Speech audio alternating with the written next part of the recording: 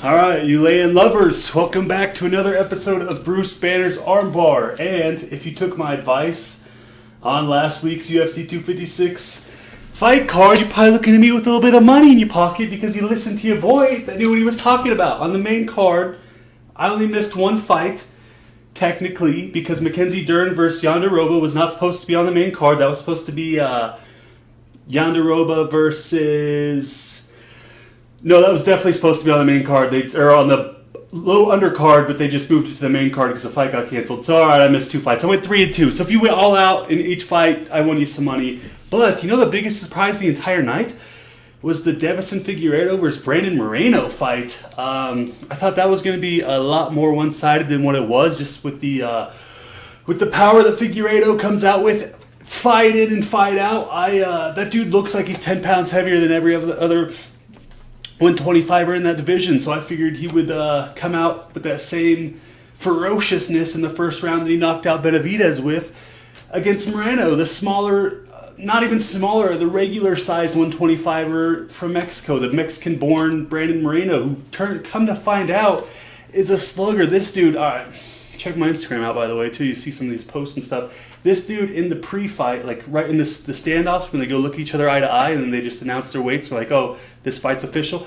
Dude comes out giving the love, and Brandon Morono that's what Brandon Morono does, and Figueiredo gives him one of these. Like, this dude's cutthroat. I thought he was going to fucking murder the man. I was right. He did win. It was a majority draw for Figueiredo. He did kick Morono like twice. I poked him a couple times, so he did lose a point, so he would have won that fight. But see, with the eye pokes and with like fouls like that, you see some guys where they get eye poked and it fucks up their entire fight. It ruins everything for them. So who's to say that eye poke didn't sway the fight more so than that one point? You know, it's anytime it comes to fouls in UFC like that or dick kicks where it's Morono was talking about this in his post-fight. He was like, man, it hurt bad. Like, it knocked the wind out of me, but at some point, you get that 5 minutes to kind of recover. But he's sitting there thinking, while he's in so much pain, he's like, yo, I have this guy on the ropes. I have Figueiredo tired. He's the bigger guy. He felt like he was wearing him out. It was middle of the fight when it happened. You're talking a guy who didn't even watch these fights. We talked about it last time, didn't have the money for it. I just watch all the hype from him afterwards, and I see what these guys have to say, and I watch the highlights and everything. But, so middle of the fight, they finally are like, yo, give this guy a point. Gave Morono the point because he'd been fouled 3 times hard. And it's like, at what point does that not start weighing on you? I mean, it goes back to Cormier versus Stipe. Stipe was eye-poking Cormier so bad that one fight. Well, Cormier eye-poked Stipe in one of their fights too, so... I don't know. It's definitely, people get mad that he was given the point that was even a draw, but 100% it's deserving. Like, you have to do something because that shit fucks them up. And the 5 minutes to recover is like a bonus for the other guy because the other guy didn't get kicked in the nuts. He still has 5 minutes to catch his breath. So, regardless, with all that being said, Brandon Morono showed some crazy grit. People are talking about it as Fight of the Year. I was talking about Fight of the Year candidates in the last episode, but they're saying Fight of the Year candidate in December, 2 weeks before the end of the year. So we have fights. Who knows what it's gonna be? We got fights that happen at the beginning of this year, fights that happen at the end of this year that are great. Who knows? I wish I would have watched it, but it was a war from what I can tell. And Brandon Moreno's a real deal, and that flyweight division is no longer in jeopardy of being gotten rid of.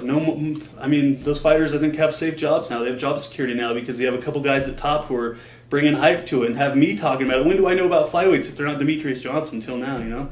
But, so I was right on that one. Just going to go through this main card real quick, let you know what I was wrong on. Like I said, I went 3-2. And then we have Tony Ferguson versus Charles Oliveira. Oliveira's like 6 years younger than Ferguson.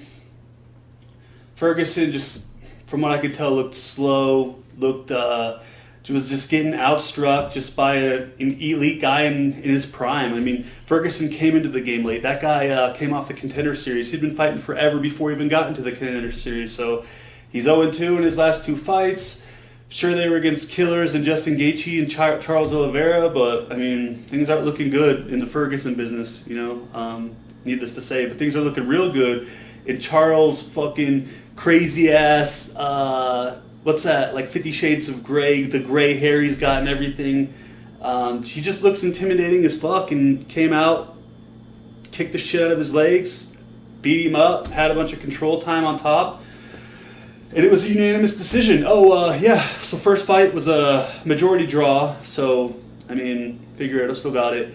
And then Charles Oliveira beat the shit out of Ferguson. I thought he'd win, but I didn't think he was going to be dominant like that.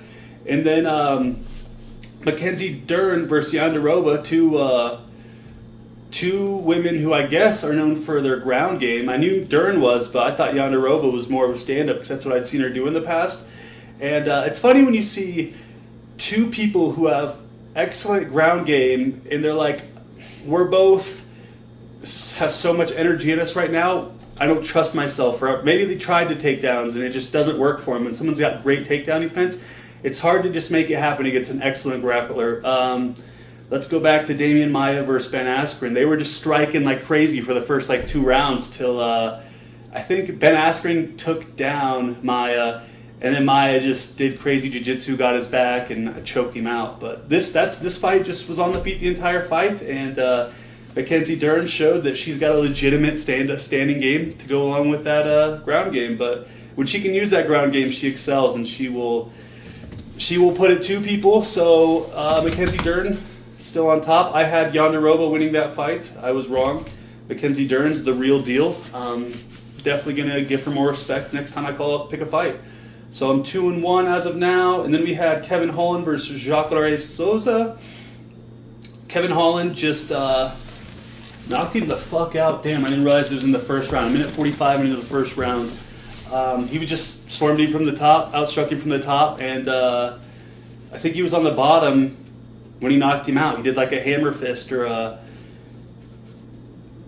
I think it was definitely a side hammer fist from the bottom position and just knocked Souza out into the next dimension. Like, it knocked him out hard to where after the fight, like, the camera's got other stuff going on. The crowd's going crazy. Well, not so much anymore. Holland's going nuts. Like, yeah, I just got this win over against Old Bet. And then, like, every once in a while, they just pan back to the guy who's just on the ground dead. And you're like, oh, shit. Like, this dude's still on the ground. You see that sometimes. You're like, especially when you're that old, too. I mean, when you see young cats, I mean, it's even worse because you're like, dude, you can't be doing that forever. Like, fights take time off your life. And that's one of those wake-up calls for Souza. Even though Souza's been balling out, he'd won a few of his last ones, and he's always done pretty good. I mean, 26-6. Met his match the other night. Got beat down. So I called that 3-1 until Dos Santos I had mixed up with, who's the light heavyweight who's balling out right now? Who looks kind of like him? I don't know. We're not going to think too deep into it. I can't think of it. He got knocked the fuck out by this dude named Cyril Gane, who that was his first fight in the UFC, because it says right here he's 0-0, which is crazy. Just knocked him out. Santos is like 0-5 in his last 5, and he's been getting knocked out every time in those fights. So I think at some point, I mean, I was saying that about Ferguson, and he was 0-2. Santos is 0-5 in his last fight. Like, dude, Dana's not re-signing you. He's going to get cut. I mean, Yoel Romero got cut. He was on a 5-fight loss streak. At this point, it's the end of the year. He's getting rid of like 60 guys. I would be shocked if Dos Santos still has a job. Even with his history of being a heavyweight champion at one point and being dominant force and just being up to the top 1 through 5 of the heavyweights for 15 years. I don't think there's any way you keep someone at the end of their career who's not winning fights. But there are a couple of fights that I did get to watch, and my favorite fight of all of them is Killer Cub Swanson is back. And this is a guy, this goes back to all we've been talking about lately is Fight of the Year candidates, and this is a guy who won Fight of the Year and who I spoke of last week. He looked excellent, and I think it could be the time off. I mean, I know he's getting older. I imagine he's a 34-year-old man, at least it doesn't say here, but he's an older guy. He hadn't been real active, maybe fought once in the last year. In 2020, maybe fought the early 2020. I want to say his last couple fights, he looked a little slower. He just maybe fought some real killers who just got the best of him and stuck it to him. But this guy pedaled to the metal the entire fight. He finished him with a KO, 152 into round 2. And this dude had Daniel Pineda, on the ropes at the end of the first. Like, he was fucking him up the entire fight. Outstriking him, hitting hard, too. That little man packed so much fucking might into those fists. It was crazy. It was an excellent fight. As a Cub Swanson fan, I was hyped the entire time. I was like, this is how you end the pre-lives. Like, you almost buy a card after you see that kind of thing go down. But Cub Swanson gave it to him. Excellent performance. Moicano lost to Rafael Fiziev. I don't remember who I picked there. I know it was Rafael Fiziev. I don't remember how that one went. The problem is this card right here. There's so many fights that just got canceled and everything. So the main card, we'll just stick with that. The main card plus how hyped I was on Cub Swanson. Not bad. Not bad betting night if we were going to bet. I thought I was feeling better than the 3-2 I gave you guys. I was feeling 5-0. But Yanderova versus Dern was close. And then, honestly, the fact that I went out on Dos Santos is just me being dumb. The dude had lost his last 4 via knockout. And he's got an up-and-comer who's pissed off and trying to prove himself. Like, oh, way to put your money down, bro. You know exactly what you're doing. But, all right, so that was UFC 256. An excellent fight card. I hyped the hell out of it. It was an excellent fight card to end of the year. But the crazy thing about UFC 256 is I was checking this out when I was watching the prelims. They were showing commercials of the next fight card, the free ESPN fights coming up this Saturday. And my God, what a fight card do we have? Let me just go through the fight card real quick. The main event of this fight card is Stephen Wonderboy Thompson, who has not fought since November 2nd of 2019. So he's due one against Geoff Neal, who hasn't fought since December 14th, 2019. So both these guys have a year off. Huge names. Geoff Neal's on a bigger win streak than Wonderboy Thompson right now, but Wonderboy Thompson's been fighting the best of the best. He had a chance at the title a couple times against Tyron Woodley. He's legit. But before we get into all this, let's just name the fights. Let me just give you this fight card. Jose Aldo, who he was the 145 king until Conor McGregor murdered this man. He didn't just murder this man. He talked so much shit to this man. I feel like, I don't know. I've seen Jose Aldo still ball out, so I don't think he broke him because there would be a noticeable difference in his performance. He just hasn't been the champ since, and he's fought killers. I don't think he lost a step. He just might have lost a little bit of that confidence of being like, yo, I'm the best in the world, to being like, I still think he thought he was the best in the world because he only got knocked out in 11 seconds in McGregor, but it just shook things up. He's fighting Marlon Vera, which Jose Aldo can carry plenty of hype by himself. He's been, at this point, he's a great number 2 fight.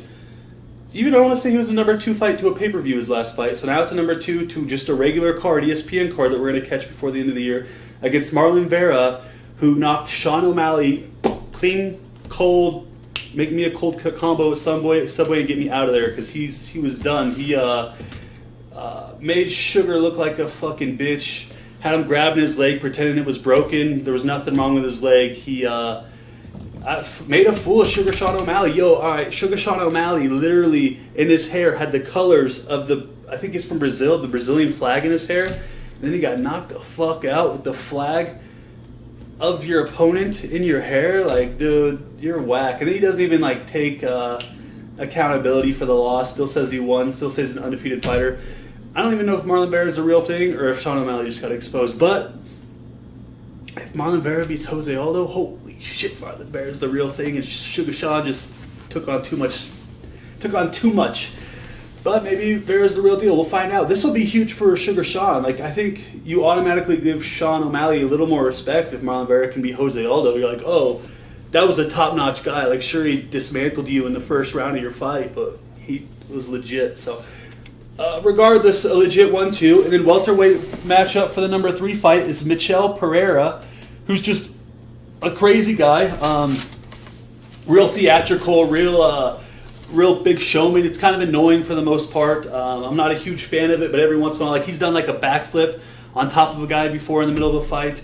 Slaps people, but not cool the Stockton style. He fucking winds up and is punching people with that hand. The slapping contest in Germany, and there's the one little weird dude with the gauges in his ears, and he's some little crazy white dude against this huge burly Russian with a huge beard, and the dude just knocks him off the table. It's kind of the slap he puts down. But he's fighting this dude, Kevin Williams, 11-1, a legit dude. It'll be exciting regardless. Kellen Williams, seeing Pereira get knocked the fuck out is enjoyable. Seeing Pereira put on a show is enjoyable. So 3 fights, all enjoyable. Bantamweight, we got Marlon Moraes versus Rob Bont. Rob Bont been in the game forever. Moraes been at the top of the game forever. Some say the only reason Moraes never got the win in the title fights against like Cejudo and a couple other times he's been fighting up there is just because he's a huge dude and he puts it on you for the first 1-2 rounds. He's a guy that fades. Like that's what he's known for, is losing the last couple rounds. Like he is so quick and he's so powerful and he's such a good striker in the first round and a half that he could very well put this dude away, Rob Bont. And we'll go into these matchups here in a sec as far as the ages of these guys and what they're offering to the table and who I think is going to bring the W and everything. And then we have Jillian Robertson, 25-year-old out of, where's she out of?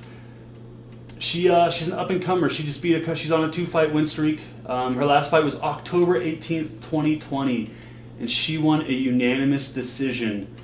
So 2 months later, Shorty's going to fight again. Born in 95, she's a Canadian.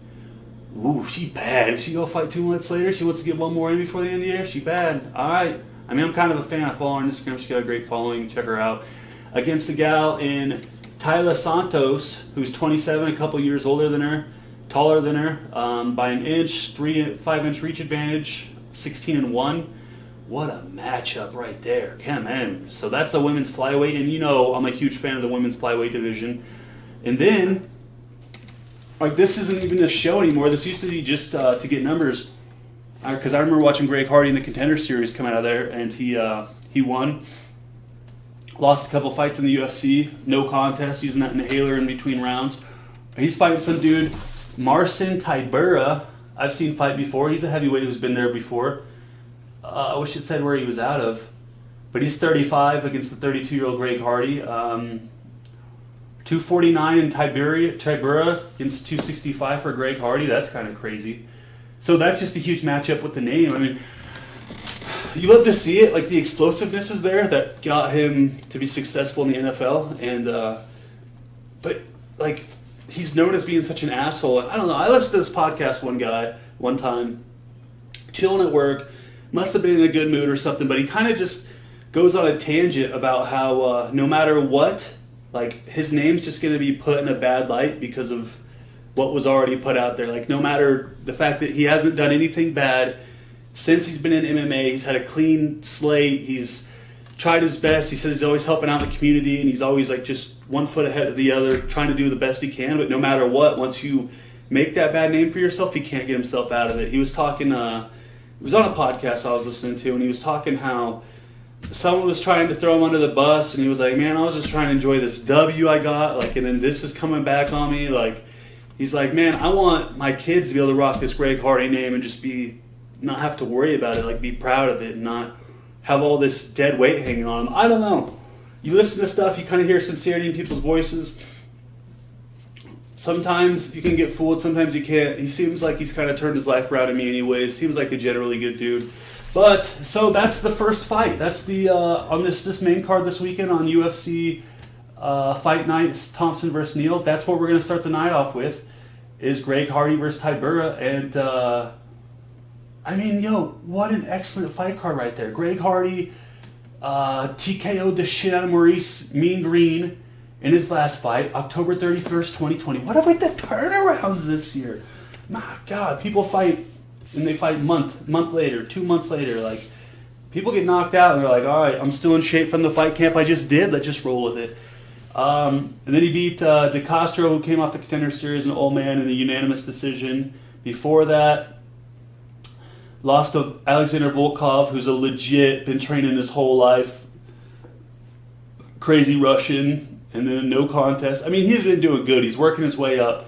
The fact that he TKO'd Maurice Mean Green, messed up Jorgen De Castro, like, he's on his way up. He's looking good. He's looking more and more like the real deal, other than the Greg Hardy when he first got in the UFC. A couple of those wins were real corny. Not a lot happened. Just got scared in the pocket and didn't want to throw anything. So that's how it goes. Let's see what Jillian Robertson's done in her career. This that 25-year-old gal out of Canada, the number 2 fight. She's got 2 wins, a unanimous decision against Poliana Botelho. She beat Courtney Casey. She lost to Macy Barber. Hasn't fought a lot of big names. Ooh, she lost to Hannah Goldie, who couldn't even make it into the ring or into the UFC back in 2016. Hannah Goldie's quite a bit older than her though. Check her out on Instagram too. She's a total smoke show too. She's got fake tits too. I mean, I don't know if you guys are into that or not. But she got him. Come on. But she lost to her back in Square Ring Promotions Island Fights 37 in Pensacola, Florida, United States. You imagine what that is? That's probably in someone's backyard.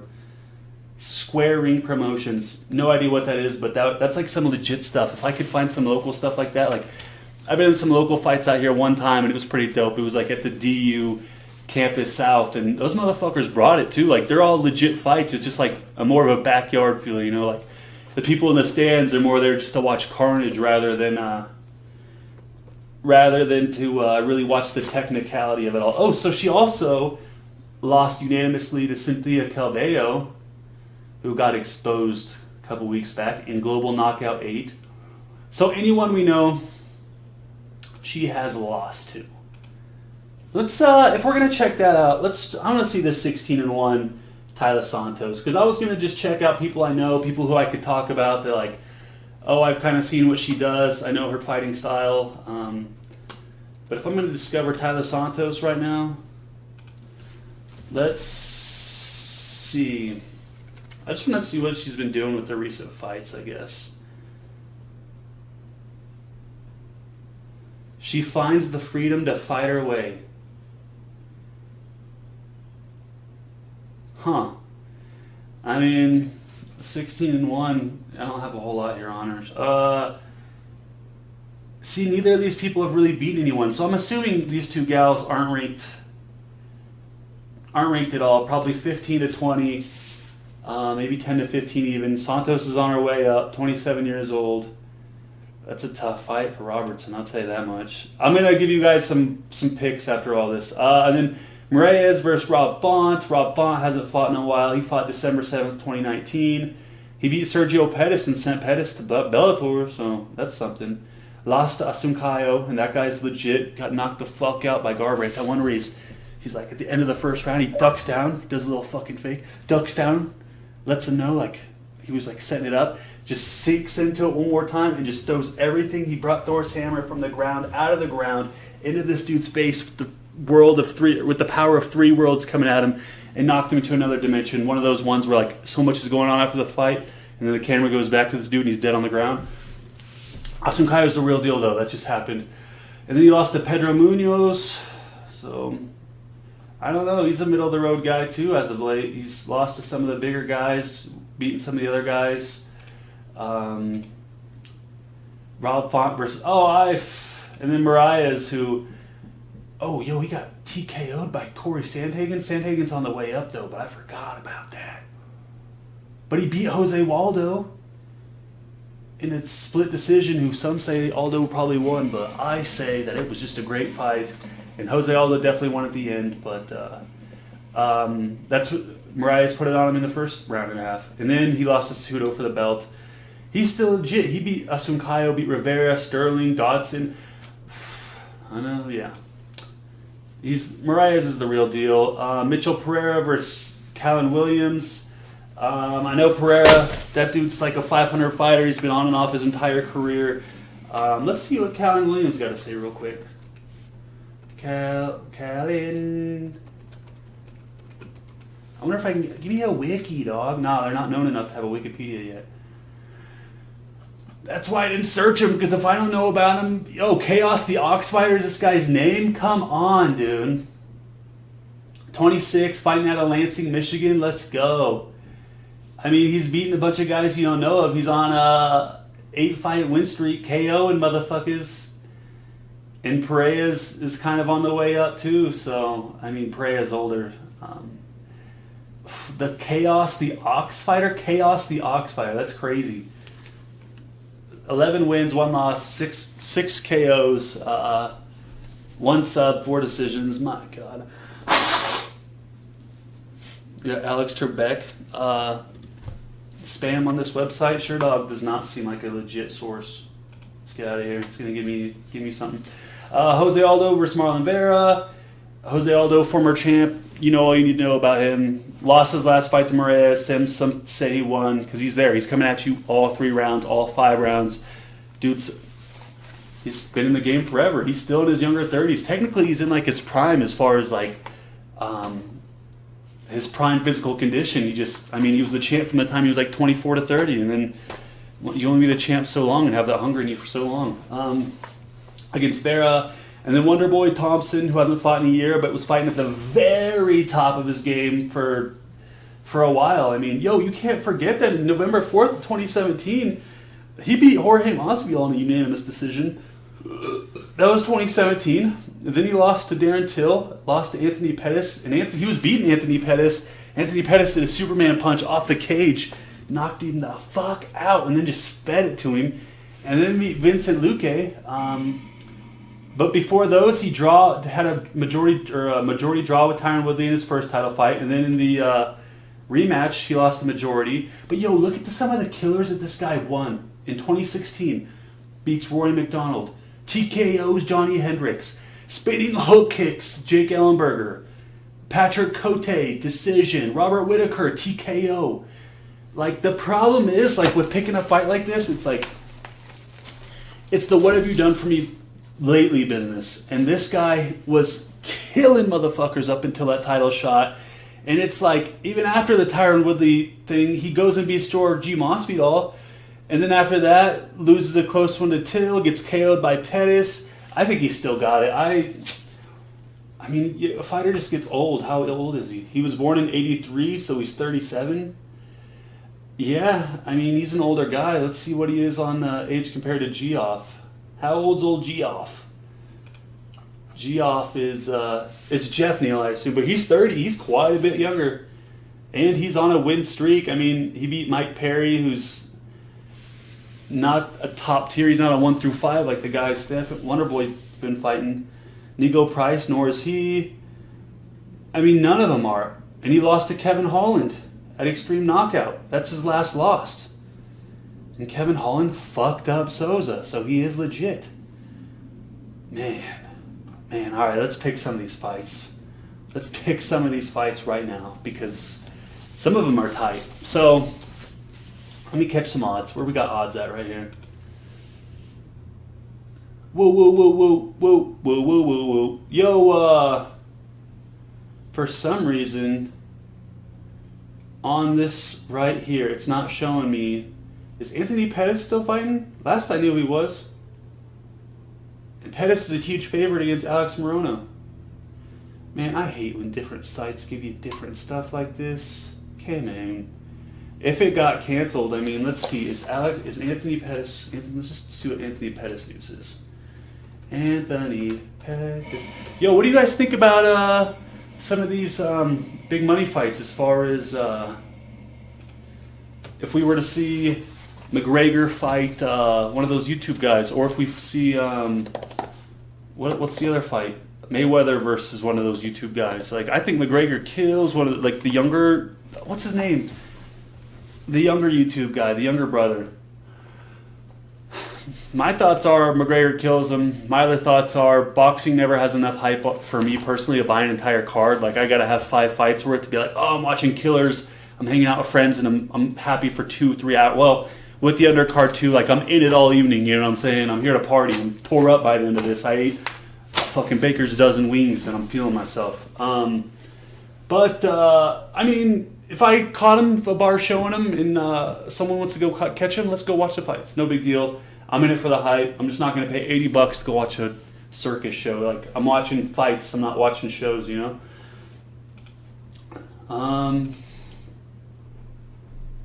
Oh, yeah, yesterday was the 10-year anniversary of the Showtime kick where Pettis went off the cage and hit Benson Henderson in the face. So it's definitely saying he's still fighting. So, who's he fighting here? Pettis versus Alex Morono. Let's see. It's the only guy we don't know about yet. So let's just let's be legit about our picks real quick. Morono. Alex Morono. Yeah. 30 years old, out of Houston, Texas. Beat Reichs McKee, lost to Chaos Williams. No big names. Is he ranked? Professional since 2010.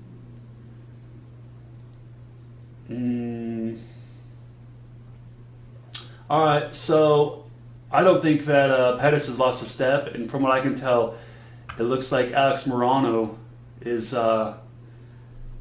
he's got a no contest with Nico Price. I mean, he hasn't really fought anyone yet, and he lost to Chaos Williams. It seems like if I was going to go off not knowing, which sometimes you have to do, I give it to the favorite, Anthony Pettis. There's a reason he's a 330 favorite, so I go Pettis. Jose Aldo is the betting minus 156 over Oliveira.